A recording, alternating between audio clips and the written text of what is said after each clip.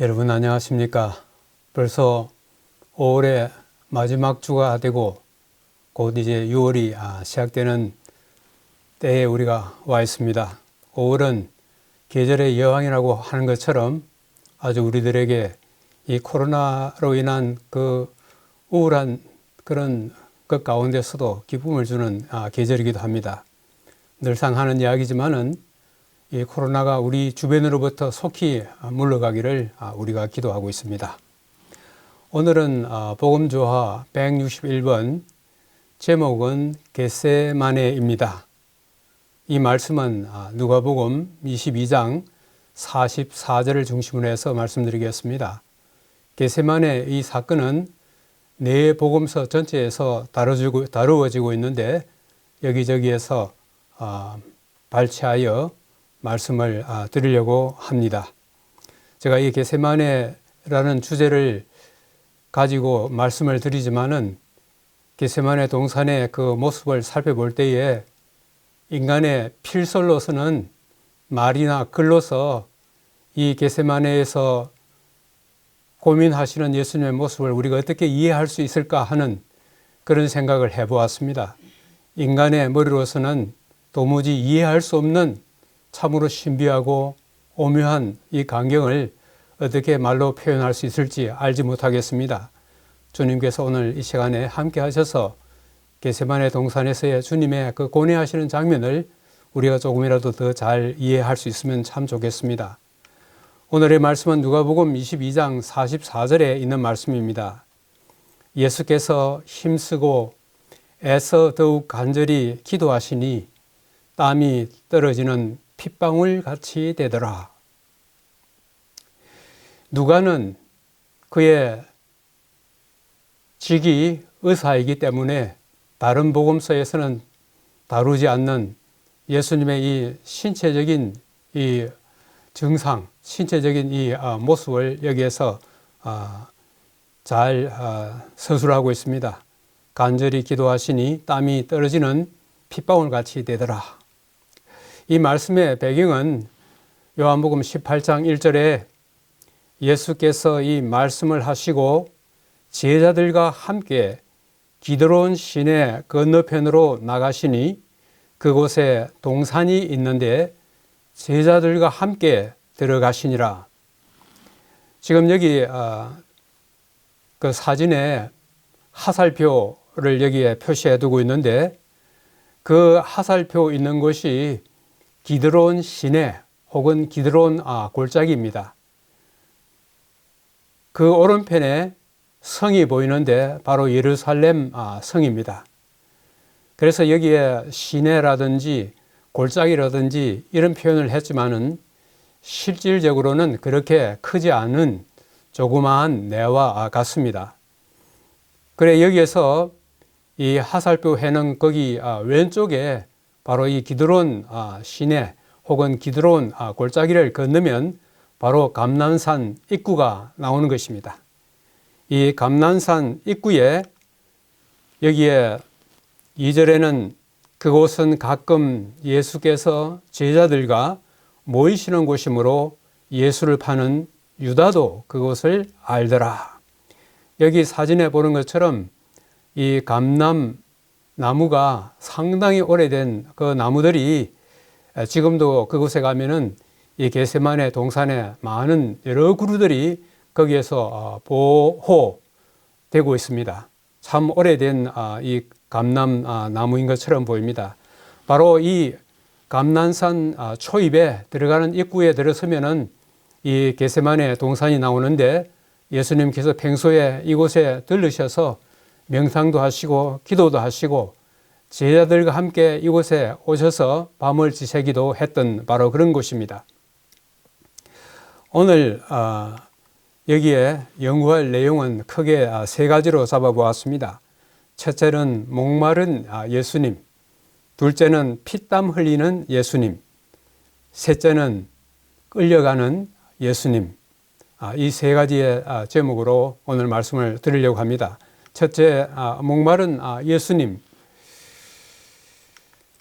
여기에 누가복음 22장에는 그들을 떠나 돌 던질 만큼 가서 무릎을 꿇고 기도하여, 이 현대인의 성경에는 돌을 던지면 닿을 정도 떨어진 곳으로, 근데 마가는 이것을 땅에 엎드려 그렇게 표현을 여러 가지로 하고 있습니다. 오른편 그림이 보여주는 것처럼 아마 예수님께서 이런 모습으로 기도했을 것으로 그렇게 생각하고 있습니다. 돌 던질 만한 거리는 우리가 여기서 돌을 던지면 상당히 먼 거리가 생각됩니다만은, 그러나 여기서는 이 제자들이 예수님을 볼 수 있고 예수님이 기도하시는 그 음성을 들을 수 있는 거리, 그렇게 먼 거리가 아닌 것입니다.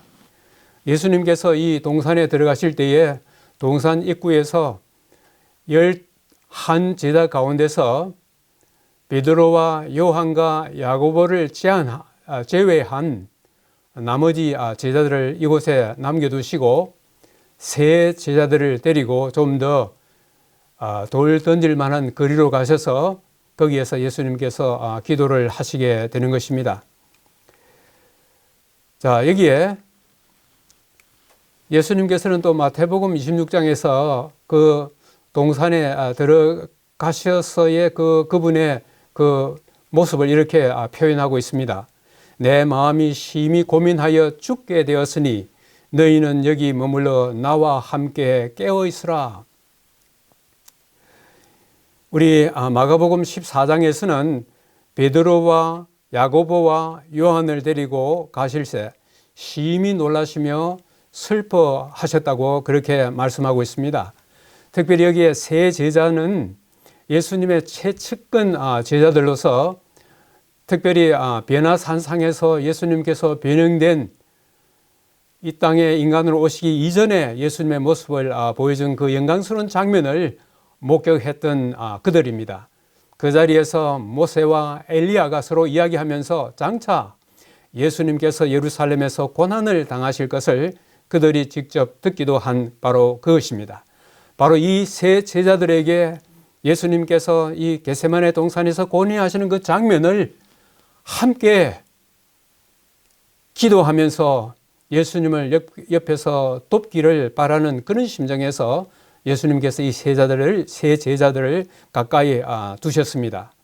내 마음이 심히 고민하여 죽게 되었으니 너희는 여기 머물러 나와 함께 깨어 있으라. 무엇이 예수님을 이렇게 만들고 있는지 우리가 한번 살펴볼 필요가 있는 것입니다.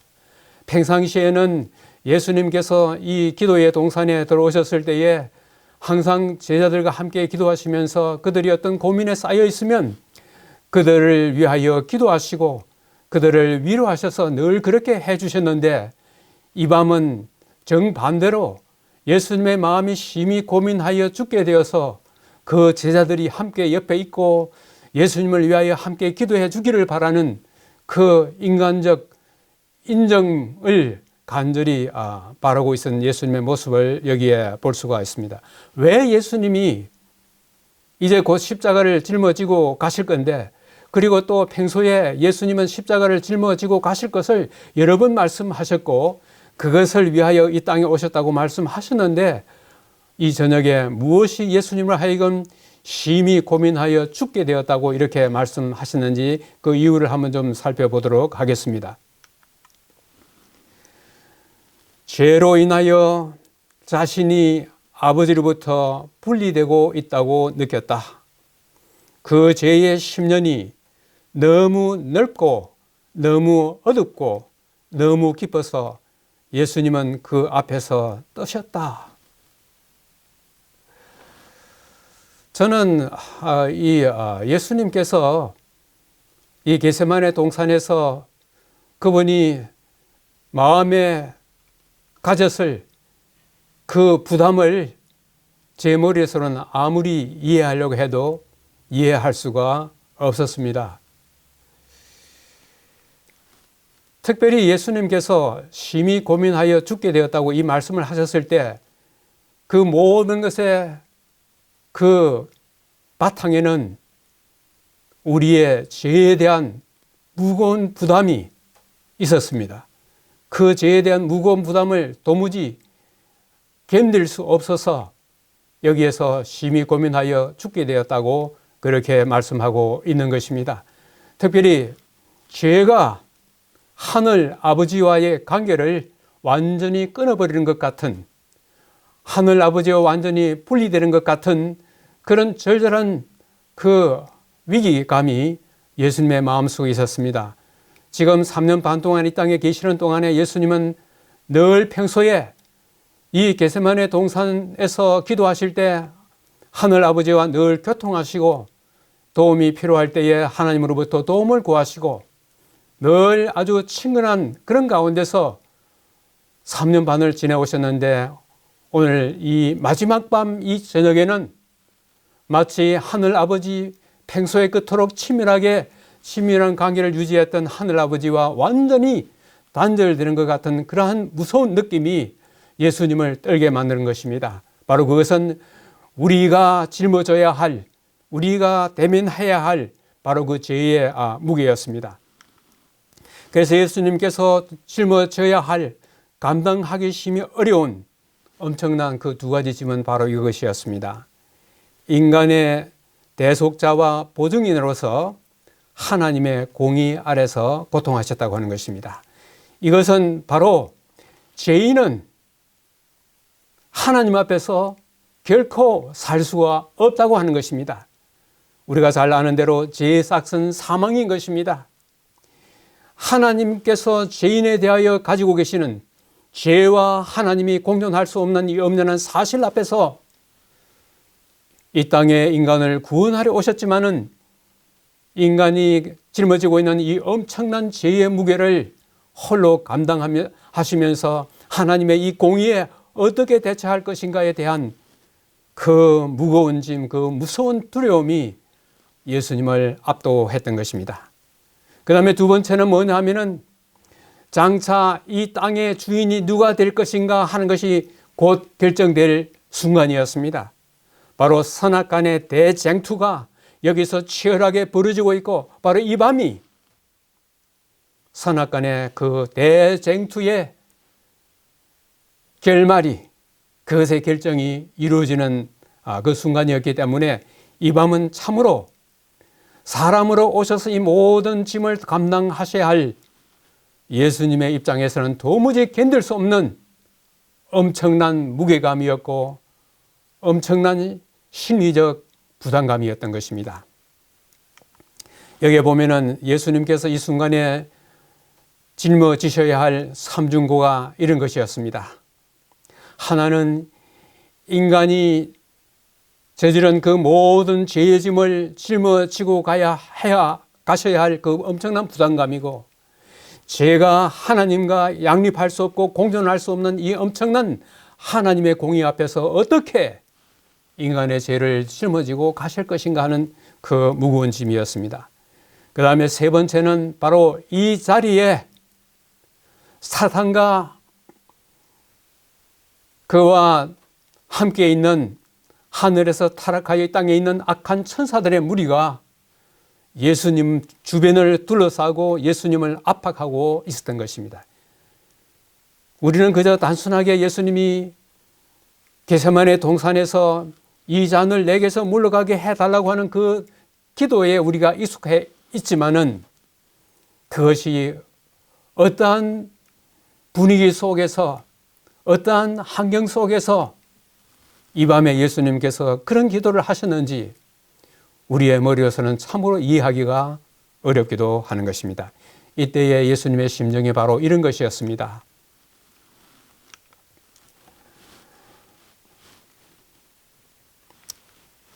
사람의 마음은 고난을 당할 때 동정을 갈구한다.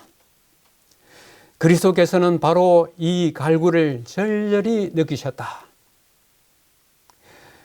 옆에 사슴 한 마리가 있습니다. 사슴이 시냇물을 갈급하는 이야기를 우리는 너무나 잘 알고 있습니다. 예수님께서는 이 땅에 오셔서 3년 반 동안 아니며 한 30년, 33년이라는 긴 세월을 지나면서 주변에서 고통당하는 사람, 어려운 시련에 처해 있는 사람들을 그들의 짐을 들어주고 그들을 위로하시는 이런 일들을 지금까지 해오셨는데, 이 순간만큼은 이웃 사람들이 아니라 자기 자신을 위하여 누군가가 그 곁에서 돕고 함께 위로해주고 예수님을 위해서 기도해 주기를 간절히 바랐던 것입니다. 사람의 마음은 고난을 당할 때 동정을 갈구한다. 주님께서 이 밤에 바로 그런 심정이었습니다. 이때 예수님께서는 이 세 제자들에게 이런 당부를 하셨습니다. 시험에 들지 않게 깨어 있어 기도하라. 누가는 시험에 들지 않게 일어나 기도하라. 예수님께서 그들에게 기도하라고 그렇게 당부하셨던 것은 1차적으로는 예수님을 위하여 힘을 얻고 이 짐을 짊어지실 수 있는 용기를 갖도록 돕는 그런 입장에서 자신을 위해서 기도를 해 달라고 말씀하셨지만은, 또한 제자들의 조금 후에 유다가 많은 군사들과 폭도들을 이끌고 예수님을 잡으러 왔을 때 그들이 시험에 들지 않도록 하기 위해서 기도하라고 그렇게 말씀하신 것입니다. 이때에 베드로는 당당하게 이렇게 이야기했습니다. 예수님께서 오늘 밤 너희 모두가 다 나를 버리리라. 여기에서 너희가 강조되어 있습니다. 오늘 밤 너희 모두가 다 나를 버리리라. 베드로가 이르되 모두 주를 버릴지라도 나는 결코 버리지 않겠나이다. 여기에 베드로가 말할 때도 나는 하는 이것이 원문상에 강조되어 있습니다. 예수님께서 오늘 밤 너희 이것이 강조되어 있는 것에 반하여 베드로가 그렇지만 나는 거기에다가 결코란 말까지 여기 붙였어요. 나는 결코 주님을 버리지 않겠습니다. 이렇게 이야기했습니다. 이렇게 큰 소리 쳤지만은 예수님께서 나가서 기도를 하시고 돌아왔을 때 제자들은 쿨쿨 잠을 자고 있었습니다. 너희가 나와 함께 한 시간도 이렇게 깨어 있을 수 없더냐? 예수님께서 이런 질문하실 때에 제가 평소에 늘 말씀하신 것처럼 두 가지의 부정어를 사용한다 그랬죠. 여기에서 사용한 이 부정어는 너희가 나와 함께 이렇게 좀 깨어 있지 못하겠느냐 했을 때에 예, 저희가 그걸 깨어 있어야 하죠.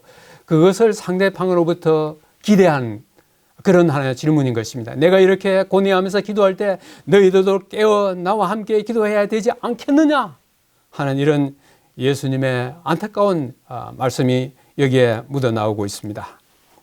여기에 한 시간은 문자 그대로 한 시간입니다. 오늘날 우리가 생각하는 그 한 시간일 수도 있겠지만은 예수님께서 여기에 지금까지의 우리의 지난 시간에 연구한 것을 살펴보면은 이 때를 위하여 한 이 말하고 여기 나오는 시간하고 원문상으로는 꼭 같은 단어인 것입니다. 그러므로 한 시간도 다시 말하면은 이 때 예수님께서 내 때가 아직 되지 않았다, 내 때가 아직 멀었다 그렇게 말씀하셨는데 이제 그 때가 이르는 것입니다. 이 때를 위하여 너희들이 준비하고 기도하라고 그렇게 이야기했는데 그것을 너희들이 할 수 없더냐 하는 예수님의 안타까운 모습이 여기에 나오고 있습니다. 여기에 이건 좀 재미있는 이야기입니다만은 한 시간, 두 시간 할 때 이 한이란 말이 원문에는 미안이에요. 우리말로 미안입니다. 제자들이 참 예수님 앞에 참 미안하게 깨어있지 못한 모습을 여기에 볼 수가 있는 것입니다. 그 다음에 예수님께서는 이 마가는 이렇게 표현하고 있습니다. 그 세 제자 가운데서도 특별히 큰 소리 쳤던 시몬에게 베드로라고 말하지 않고 시몬에게 시몬아 자느냐? 네가 한 시간도 깨어 있을 수 없더냐? 하는 이 질문을 앞에 있는 그 부정과 똑같은 말씀을 여기서 하고 있는 것입니다. 이제 예수님께서 인간의 죄짐을 지고 가기 위하여 간절히 기도하는 가운데 마침내 예수님은 그 기도로 인하여 흘리는 땀방울이 핏방울처럼 그렇게 간절하게 하나님께 탄원하는 모습이 여기에 나오고 있습니다. 예수님께서 저는 이 장면을 읽을 때마다 이해가 잘 되지 않았어요. 평소에 나는 이 잔을 마시려고 왔고 그것을 위해서 이 때를 위해서 왔고 나는 곧 십자가에 돌아가실 것을 누차 이야기하셨음에도 불구하고 왜 이런 기도를 들으셔야 하는가? 그것도 한 번도 아니고 두 번, 세 번. 우리 사람들이 하는 표현으로는 사암세판이라는 말이 있습니다.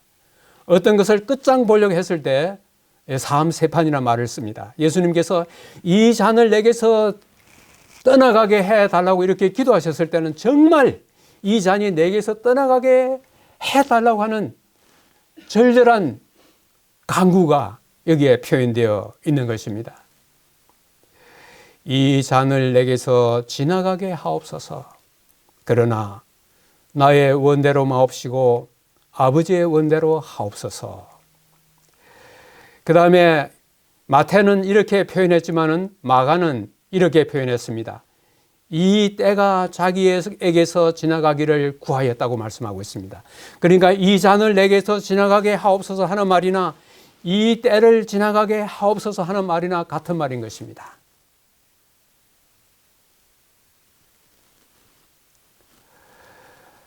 예수님은 죄가 없으신 분입니다. 우리 히브리 4장 15절, 베드로전서 2장 22절, 요한 1서 3장 5절 등지에서는 예수님께서는 죄가 없는 분이라고 그렇게 말씀하고 있습니다. 죄가 없는 분이 죄의 짐을 짊어지셔야 하는 것입니다.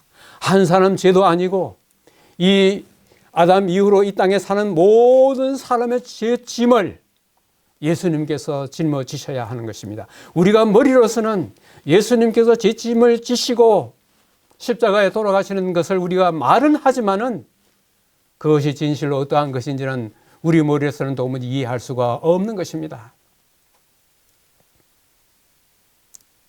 저는 아직 교회에 들어오기 전에 제가 시골에 있으면서 가을이 되면은 저 들판에 있는 벼를 갖다가 추수하여 거기에 지게에다가 그 벼를 잔뜩 얹어가지고 집까지는 상당히 거리가 먼데 그것을 짊어지고 일어서기도 힘든데 그것을 짊어지고 올 때에 조금만 있으면은 그 중간에 쉬는 데가 있는데 양쪽 어깨가 막 엄청난 무게로 내려 누르고 그 다음에 한 발자국 뗄 때마다 숨쉬기도 곤란할 정도로 그러면서 가까스로 쉬는 곳에 와서 쉬고 그렇게 해서 마침내 집에 와서 그 짐을 불어 넣었을 때에 그 어떤 면에서는 그 엄청난 어려움 후에 오는 그 하나의 기쁨을 제가 경험한 일이 있습니다. 그래서 다른 사람들이 어떤 짐을 지고 갈 때 저 짐 지고 가는 그 사람이 어떤 모습일지 저는 그것을 비록 완전히는 아니라 할지라도 그것을 이해할 수 있게 되었습니다. 그런데 이 죄의 짐을 지고 간다 하는 그 의미에 있어서는 이 세상에 있는 그 어느 누구도 이 우주에 있는 그 어느 누구도 하늘에 있는 천사들도 이 죄의 짐을 져본 경험이 없는 것입니다. 그것이 보기는 그것을 볼 수는 있을지언정 그 짐이 얼마나 무겁고 그 죄로 인하여 하나님과 사람 사이를 얼마나 영원히 갈라놓을 것 같은 단절시킬 것 같은 그 무거운 짐을 아무도 알 수가 없는 것입니다. 죄를 한 번도 져보지 않으신 분, 죄를 한 번도 지어보지 않으신 분이 이 엄청난 우리 사람들의 죄짐을 짊어지셔야 하셨을 때 그 점이 얼마나 무거웠고 두려웠을지 조금이나마 이해가 되는 것입니다. 그래서 예수님은 기도하실 때에 한 번도 아니고 두 번도 아니고 세 번 나가셔서 이 잔을 내게서 떠나가게 하옵소서, 이 때가 나에게서 지나가게 하옵소서, 이렇게 간절히 기도하시면서 그러나 그분이 오신 그 목적을 잊지 않았던 것입니다. 여기에 이런 말씀이 있습니다. 두려운 순간이 이르렀다. 그것은 바로 세계의 운명이 결정될 순간이었다. 인간의 운명이 저울대 위에서 떨리고 있었다. 인간의 운명이 저울대 위에서 떨리고 있었다.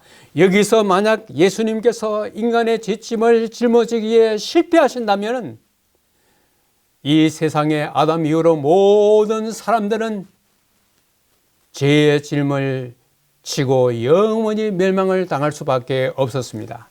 만약 여기에서 예수님께서 승리하시면 죄의 싹은 비록 사망이지만은 예수 그리스도의 십자가로 인하여 다시 사람들이 영원히 살 수 있는 그 길이 열리는 것입니다. 그렇기 때문에 여기에 세계의 운명이 결정될 바로 그 순간이었고 인간의 운명이 저울대 위에서 떨리고 있었습니다. 이 광경을 누가 보고 있었을까요? 여기에 이런 말씀이 있었어요. 타락하지 않은 세계들과 하늘의 천사들은 투쟁의 끝이 다가왔을 때 지대한 관심을 가지고 지켜보았다. 그것뿐만이 아닙니다. 사탄과 그의 악한 동맹군, 곧 배도의 군단들이 구속의 역사의 이 최대 위기를 주시하였습니다.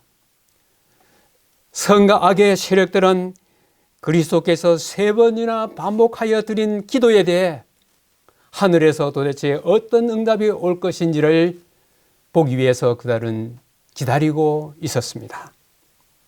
겟세마네 동산에서 예수님께서 기도하시는 이 장면은 단순하게 예수님이 거기에서 그저 기도한 그 장면을 우리가 생각할 수 있겠지만은 온 세계의 운명이 저울 때에서 파르르 떨고 있는 이 엄숙한 순간을 온 우주에 있는 거민들과 하늘에 있는 천사들과 심지어는 이 땅으로 쫓겨 내려온 사탄과 그의 악한 천사들도 이 광경을 주시하고 있었다고 하는 것입니다. 이렇기 때문에 예수님께서는 아까 본문에서 말씀하신 것처럼 예수께서 힘쓰고 애써 더욱 간절히 기도하시니 땀이 떨어지는 핏방울 같이 되더라. 사람으로서는 도무지 감당할 수 없는, 도무지 견딜 수 없는 극한 상황에 이런 예수님의 모습을 보여주고 있습니다. 지금 왼편에 있는 이 그림 화가가 그린 것이지만 참 이것을 표현을 잘했어요. 얼마나 고통스럽고 그 고뇌가 얼마나 극한 상황이든지 예수님이 그 손으로 나무 뿌리를 붙들고 절규하는 모습을 여기에 볼 수가 있습니다. 예수님께서는 여기에 구주께서는 포도주 틀을 홀로 밟으셨다.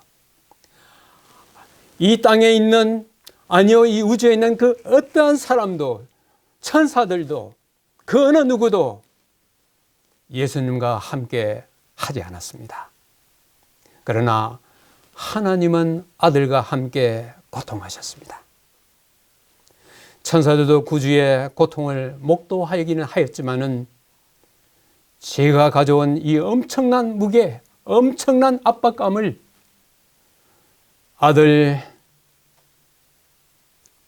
하나님의 아들 예수님과 하나님께서 친히 이 포도주 틀을 함께 밟으셨다고 하는 것은 얼마나 감사한지 알 수가 없습니다. 하나님께서 세상을 이처럼 사랑하사 말만 그렇게 하신 것이 아닌 것입니다. 우리를 사랑하시는 그 하나의 하나님의 사랑을 확증하시기 위한 그 순간이 다가오는 이때에 하나님과 하나님의 아들이 함께 우리를 구원하시기 위하여 고통하시는 이 놀라우신 장면을 우리가 어떻게 이해해야 되겠습니까? 참으로 주님의 은혜가 너무너무 감사하고 감사한 것입니다. 자, 예수님께서 이 겟세마네 동산에서 피땀 흘리시면서 기도하실 때에 옆에서 함께 기도해 주기를 바라고 데려갔던 세 제자들은 잠이 꼬라 떨어져 있는데 누가 이 순간을 함께 했느냐 하면은 바로 이들이 함께 한 것입니다. 잎이 무성한 가지들로부터 고뇌로 일그러진 그분 위에 굵은 이슬방울이 뚝뚝 떨어졌다. 그것은 마치 자연계가 그들의 창조주가 홀로 암흑의 세력들과 씨름하는 것을 보고 우는 것 같았다. 기도하시는 이 예수님의 그 주변을 둘러싸고 있는 그 수목들의 이파리에서 이슬방울이 뚝뚝 떨어졌을 때 그것은 마치 그들을 지으신 창조주께서 고통하는 그것을 보고 악의 세력들과 싸우는 그 모습을 보고 그들이 마치 우는 것 같았다고 이렇게 표현하고 있는 것입니다. 예수님께서 더 이상 견디기 힘든 그 시점에 이르렀을 때에 하늘에부터 천사가 내려와서 예수님을 도왔습니다. 천사가 하늘로부터 예수께 나타나 힘을 더하더라. 천사가 하늘로부터 예수께 나타나 힘을 더하더라. 이것은 천사가 내려와서 그 고통의 잔을 거두어가고 이제는 십자가 지지 않아도 되니까는 그저 뛰쳐나오십시오 하는 말이 아니라 십자가를 짊어지고 가는 이 짐은 무겁고 고통스럽겠지만은 그러나 그것으로 인하여 죄로 인하여 죽을 수밖에 없는 사람들에게 그들에게 영생의 문이 열리고 그들이 구원을 받는 이 기쁨이 앞에 기다리고 있으니 힘을 내라고 이렇게 하면서 천사가 예수님을 갖다가 그 품에 안고 머리를 들어서 하늘을 가리키면서 온 하늘이 지금 하나님의 아들이 짊어지고 할 이 십자가를 위하여 응원하고 있다고 기운을 내라고 이렇게 이야기했습니다. 근데 여기 나오는 이 천사가 누구인가 하면은 이 두려운 위기의 때에 하늘이 열리고 하나님 면전에 서 있는 힘센 천사, 곧 사탄이 타락하여 빈 자리를 차지한 천사가 그리스도 곁으로 왔다. 바로 여기 나오는 이 천사는 가브리엘 천사인 것입니다.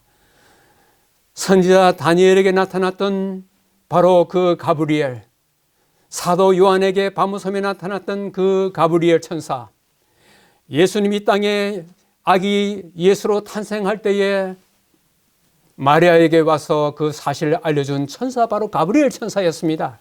이제 예수님께서 마지막 이 고뇌의 잔, 이 고통의 잔을 마시려고 하는 이때에 오셔서 와서 하나님의 아들을 붙들고 위로하고 힘을 주었던 그 천사는 바로 가브리엘 천사였습니다. 이제 예수님께서 끌려가실 시간이 다가왔습니다. 예수님께서는 좀 전에 말씀드린 것처럼 제자들에게 깨어있어 기도하라고 한 그 목적은 그들 자신이 위기가 닥쳐왔을 때에 시험에 들지 않도록 그렇게 하라고 기도를 당부했던 것입니다.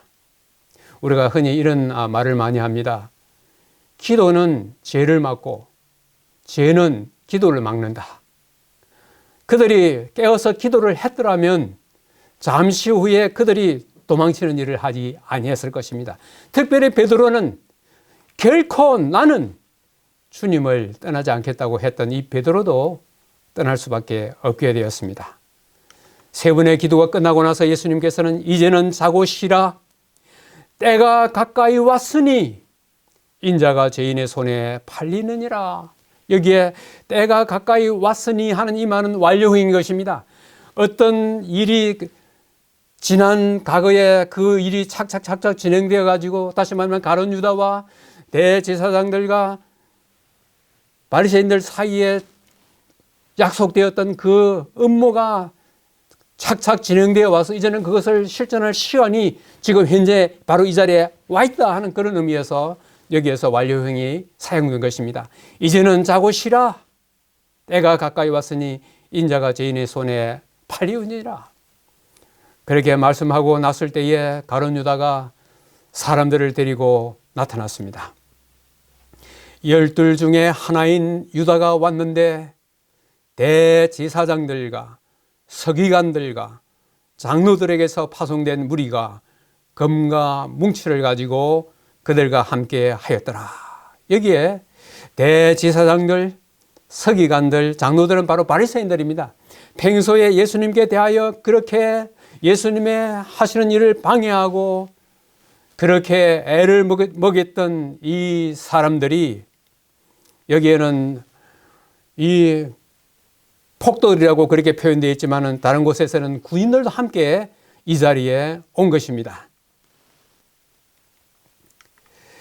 그때에 유다가 이렇게 이야기했습니다. 저는 참 이것을 보면서 이 순간까지 지난번 다락방을 나서는 그 순간도 마지막 순간이었지만은 예수님께서 이 입맞추면서 예수님을 팔려고 하는 그때에 네가 입맞춤으로 인자를 팔려고 하느냐 하는 이때에 유다가 만약에 양심의 가책을 느끼고 거기서 만약 돌아설 수 있었으면은 이것도 그에게 최후의 한 순간이 될 수가 있었지만은 이미 유다의 마음속에는 사단이 그를 지배하고 있었습니다. 그런데 여기에 유다가 하는 이야기가 참 이렇게까지 하는 줄 몰랐습니다. 내가 입맞추는 자가 그이니, 그 다음에 그가 뭐라고 말했습니까? 그를 잡아 단단히 끌어가라. 이에 예수께 나와 랍비여 하고 입을 맞췄습니다.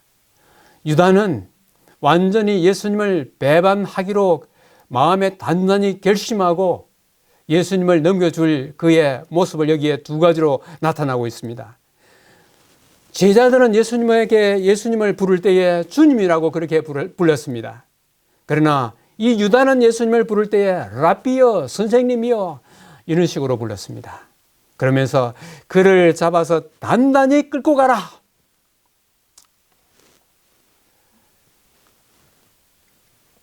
자, 이런 가운데서 예수님께서 이게 나사렛 예수, 내가 하면서 너희들이 누구를 찾느냐 하니까 예수님 그들이 나사렛 예수라 하고 그랬을 때에 나사렛 예수라 하면서 그들이 가까이 왔을 때에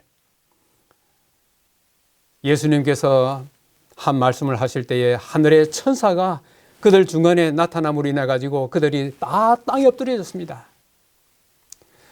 그럼에도 불구하고 예수님께서 그들에게 순순히 붙잡힌 이유가 있어요. 여기에 예수님께서 지금 12군단, 우리 전에 성경에는 12영이라 되어 있습니다. 지금 12군단 더 되는 천사를 보내시게 할 수 없는 줄 아느냐? 12군단이라고 하는 것은 로마 군대에서 쓰는 하나의 용어로서 한 군단은 레기온이라고 하는 것입니다. 레기온인데 한 레기온은 거기에 이제 숫자가 여러 다양하게 쓰이고 있지만 가장 보편적으로 이 최대치가 뭐냐 하면은 6,000명의 보병과 700명의 기병, 합해서 6,700명의 이 군인들을 그 한 단위를 갖다가 한 군단 혹은 한 레기온이라 그랬습니다. 여기에 12 레기온이 되는 천사를 보내게 할 수 없는 줄 아느냐? 내가 지금 힘이 없어가지고 이렇게 붙잡히는 줄 아느냐? 그렇게 말씀하신 것입니다. 우리 열왕기하 19장 35절에 보면은 여호와의 사자, 여호와의 천사가 이 아수르 군대들이 침공하여 왔을 때에 하룻밤 사이에 18만 5천이나 되는 어마어마한 그 군인들을 삽시에 멸망시킨 그런 사건을 우리가 볼 수 있는 것입니다. 예수님께서 말씀만 하시면은 하늘에 있는 이 천사들이 여기에 나오는 몇 명 안 되는 이들을 갖다가 제어할 힘이 없어가지고 붙잡히시겠습니까? 왜 예수님께서 붙잡히셨느냐 하면 여기에 이유가 있는 것입니다. 내가 만일 그렇게 하면 이런 일이 있으리라 한 성경이 어떻게 이루어지겠느냐? 이렇게 된 것은 다 선지자들의 글을 이루려 함이라. 예수님께서는 철두철미 땅에 오셨을 때에 하나님의 뜻을 쫓아 때를 쫓아 때가 이르렀을 때에 그 때를 위하여 예수님께서는 그 정해진 길을 가시는 데 있어서 조금도 주저하지 않으셨던 것입니다. 자, 이렇게 됐을 때에 큰 소리 쳤던 세 제자들 가운데서 그 중에서도 큰 소리 쳤던 이 베드로와 나머지 제자들 11명이 다 도망을 가버렸는데, 이 도망가자고 이렇게 제일 먼저 선창한 사람이 누구냐? 그 제자가 누구냐면 바로 베드로 자신이었어요. 예수님이 붙잡히시니까, 힘없이 붙잡히시니까 마음에 어떤 면에서는 화가 나가지고, 아니 예수님께서 조금 전에 예수님 말씀하시니까 다 그들이 그 군사들이고 폭도들이 다 땅에 엎드러지는 그런 걸 그렇게 하시면서 될 텐데 왜 저렇게 붙잡히느냐고 하면서 우리 도망가자 그래가지고 베드로가 도망가자 하는 그 말에 모든 제자들이 도망을 가버리고 말했습니다. 그들이 예수님이 말씀하신 것처럼 깨어 기도했으면은 이런 일들이 없었을 것입니다. 저는 이것을 보면서 이런 하나의 전에 제가 어떤 그 영어로 된 그 문장을 보는 가운데 이런 문장이 있었어요. 준비의 실패는 실패의 준비이다. 준비하는 것을 잘못하면은 그것은 곧 실패를 준비하는 것이라는 그런 말입니다. 여기 그림에 있는 것처럼 출발선에 서가지고 마음에 단단히 준비하고 다 있으면 마지막 고울인 지점에 가서도 이렇게 승리할 수가 있는 것입니다. 제자들이 만약에 깨어서 그들이 기도했더라면 그들이 이렇게 도망치지는 아니했을 것입니다. 그런데 여기에 또 하나 이제 마지막으로 재미있는 하나의 장면이 나오는 것입니다. 한 청년이 벗은 몸에 홑이불을 두르고 예수를 따라가다가 무리에게 잡힘에 배에 홑이불을 버리고 벗은 몸으로 도망하니라. 이 복음은 마가복음에 나오는 것입니다. 다른 복음에서는 이 이야기가 나오지 않는데 마가복음에만 이 이야기가 나와요. 예수님이 겟세마네 동산에 데리고 간 제자들은 11제자들이었습니다. 이 청년은 아마 뒤에서 살금살금 따라왔던 것 같아요. 그런데 겟세마네 동산에 밤이고 어두운데 거기에 이 장면을 갖다가 누가 이렇게 기록할 수 있겠습니까?